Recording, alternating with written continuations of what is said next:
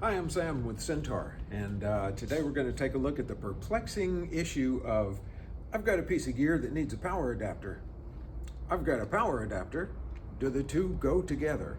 There are basically 5 things that need to happen for a power adapter to be correct. The first is the voltage. How much voltage does it need is the first question. On this piece of gear, Roland SH101 synthesizer, it very kindly tells you on the plug, or the place where the power adapter plugs in, it very kindly tells you I need 9 volts. So then the next thing is, okay, find a 9-volt power adapter. All right, the next thing is it AC or DC? This very kindly says DC in. So AC and DC are 2 different kinds of electricity, and you need to have the right one. If you use the wrong one, it's not going to work correctly. So this needs 9-volt DC. This is a 9-volt DC power adapter.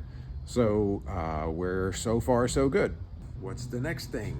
Is amperage. How many amps does all this need? This doesn't have to match. The amperage of the power adapter is its capacity. It's the maximum amount it can put out. So this little synthesizer is going to draw a certain number of amps that it needs. This power adapter has to have at least that many. So if the synthesizer you need, or synthesizer you're working with, needs 0.3 amps and you have a 2 amp power adapter, you're good to go. And what is the 4th thing is the polarity of the power adapter. Now, if it's AC, there is no polarity. That's all you get. If whatever you need calls for AC, just make sure the voltage is right and the amperage is right and that the plug fits, and you're good to go. But most things are not AC. Most things are going to require a DC power adapter. And so there's the question there of when the electricity comes out the plug at the end, which part of the plug is going to have the positive and which part is going to have the negative. So on a plug like this, it's a barrel plug. There's the outside shiny part, and then there's the inside part where a pin fits in there. And so one of those is positive, one of them is negative. And if they're backwards, that's going to be bad news.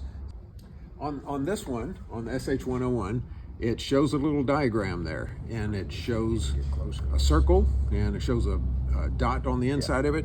That represents this power adapter. So the circle on the outside is the barrel end of this, and then on the middle is where that pin is.